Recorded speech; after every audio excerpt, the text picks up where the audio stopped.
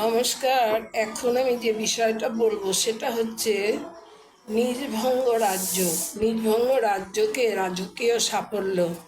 নিজভঙ্গ রাজ্য কাকে বলে? নিজভঙ্গ রাজ্য হলো একটি অভিশাপকে আশীর্বাদে রূপান্তরের প্রক্রিয়া, যা একজন সাধারণ মানুষকে অসাধারণ সাফল্যে পৌঁছে দিতে পারে। নিজ শব্দের অর্থ দুর্বল বা নিচু এবং ভঙ্গ শব্দের অর্থ খণ্ডন বা বাতিল করা। সোজা কথা, এটি হলো গ্রহের নিচের অবস্থা বা দুর্বলতা কাটানোর যোগ। সাধারণভাবে কোনো গ্রহ তার নিচস্থ রাশিতে অবস্থান করলে অশুভ বা নেতিবাচক ফল দেয়, কিন্তু সেই দুর্বল গ্রহটি যদি এমন কোনো গ্রহের সাথে সংযোগ স্থাপন করে বা এমন কোনো রাশিতে অবস্থান করে যা তার দুর্বলতাকে দূর করতে পারে, তাহলে সেই গ্রহের অশুভ প্রভাব নষ্ট হয়ে যায় এবং গ্রহটি অশুভের পরিবর্তে শুভ ফল দিতে শুরু করে। তাই একে নিজভঙ্গ রাজযোগ বলা হয়। আবার নিজভঙ্গ রাজযোগ বৈদিক জ্যোতিষশাস্ত্রের একটি অত্যন্ত শক্তিশালী এবং শুভ যোগ। যখন একটি জন্মকুণ্ডলিতে কোনো গ্রহ তার নিচস্থ বা দুর্বল রাশিতে অবস্থান করেও বিশেষ পরিস্থিতিতে তার দুর্বলতা কাটিয়ে ওঠে এবং শক্তিশালী রাজযোগের ফল প্রদান করে, তখন তাকে নিজভঙ্গ রাজযোগ বলে। আবার যে কোনো গ্রহ কোনো রাশিতে উচ্চস্থ হয়, আবার কোনো রাশিতে নিচস্থ হয়, কিন্তু কখনো কখনো অন্যান্য গ্রহের সাথে একটি গ্রহকে অবস্থানজনিত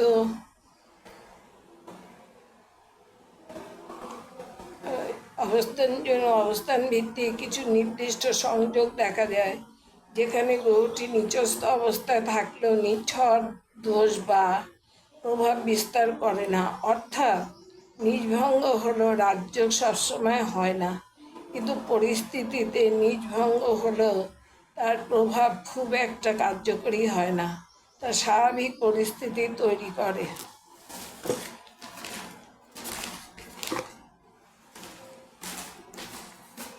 নিজভঙ্গ রাজযোগের বিস্তারিত প্রভাব ও ফল কী হতে পারে, এবার সেই সম্পর্কে বলছি। নিজভঙ্গ রাজযোগের প্রভাব হচ্ছে ব্যক্তিত্বের বিকাশ। জাতক বা জাতিকা মানসিকভাবে দৃঢ় হয়, চ্যালেঞ্জ মোকাবিলা করার ক্ষমতা অর্জন করে। নাম, যশ, প্রতিপত্তি। এই যোগ জাতক জাতিকাকে জীবনে উচ্চতর স্থান, সম্পদ, নাম ও খ্যাতি প্রদান করে। নেতিবাচক শক্তিতে পরিবর্তন। এটি দুর্বলতাকে শক্তিতে এবং প্রতিকূলতাকে সুযোগে রূপান্তরিত করে। সংগ্রাম থেকে সাফল্য।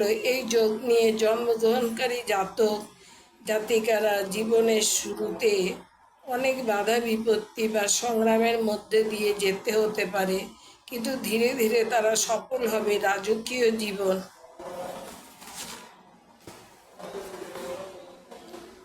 রাজকীয় জীবনযাত্রা যোগে যখন সম্পূর্ণতা সক্রিয় হয়, তখন এটি একজন ব্যক্তিকে নেতার গুণাবলী ও উচ্চ প্রশাসনিক ক্ষমতার অধিকারী করতে পারে।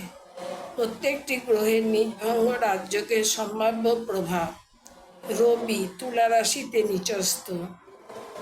তুলা রাশিতে নিচস্থ হলে তার ফল কী হয়?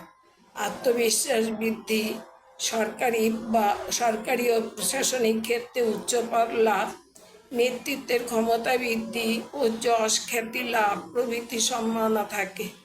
বিশেষত জীবনে চলার পথে, বিশেষ করে 30 থেকে 35 বছর বয়সের পর কেরিয়ারে বড় পরিবর্তন ও সাফল্যের সুযোগ আসার সম্ভাবনা। চন্দ্র বৃশ্চিক রাশিতে নিচস্থ। মানসিক স্থিতি ও শক্তি বৃদ্ধি, পারিবারিক জীবনে সুখ শান্তি, সম্পদ বৃদ্ধি এবং প্রশাসনিক বা চিকিৎসা ক্ষেত্রে সাফল্যের সম্ভাবনা যথেষ্ট। বিশেষত আবেগের উপর নিয়ন্ত্রণ আসবে এবং মানসিকভাবে শক্তিশালী হবে। মঙ্গল কর্কট রাশিতে নিচস্থ। জমিজমা ও সম্পত্তি বা রিয়েল এস্টেট ব্যবসার বড় লাভের সম্ভাবনা। সাহস ও পরাক্রম বৃদ্ধি, টেকনিক্যাল প্রতিরক্ষা ক্ষেত্রে সাফল্য, বিশেষত্ব 28 থেকে 30 বছর বয়সের পর এই নিজভঙ্গ রাজযোগ মঙ্গলকে অত্যন্ত ইতিবাচক ফলদাতা করে তোলে।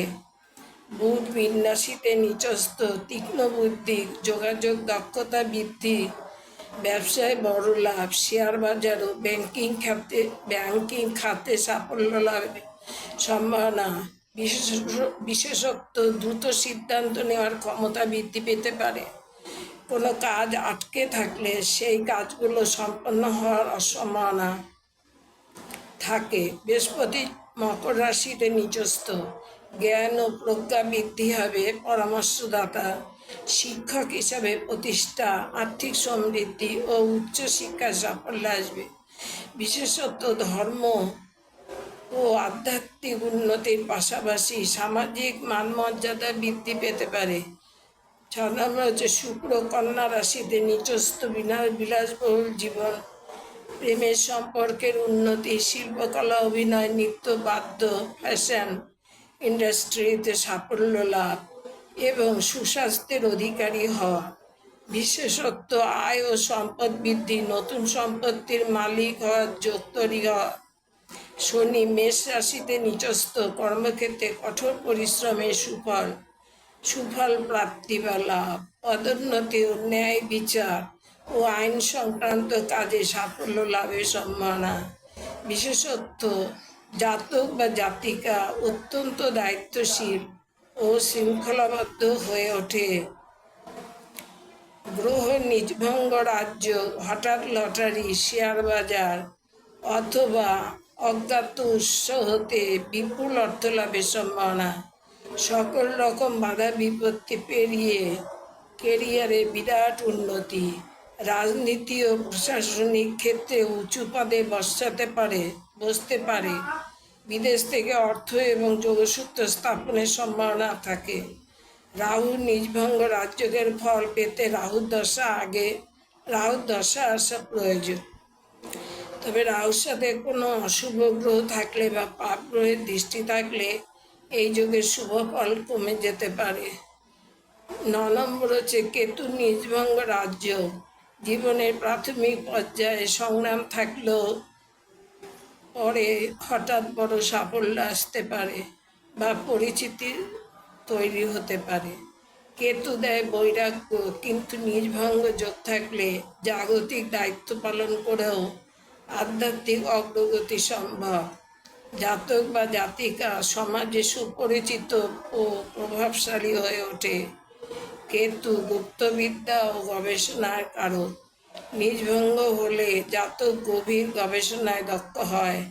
কেতু নিজভঙ্গ যোগ কার্যকরী হওয়ার জন্য কেতু বা নক্ষত্র অধিপতি যেন পাপ গ্রহ দ্বারা যুক্ত বা দৃষ্ট না হয়। পরিশেষে মনে রাখতে হবে যে নিজভঙ্গ রাজযোগের প্রভাবে গ্রহরা তাদের নীচত্বের দোষ কাটিয়ে অসাধারণ শুভ ফল প্রদান করে, বিশেষ করে তাদের দশা ও অন্তর্দশায়।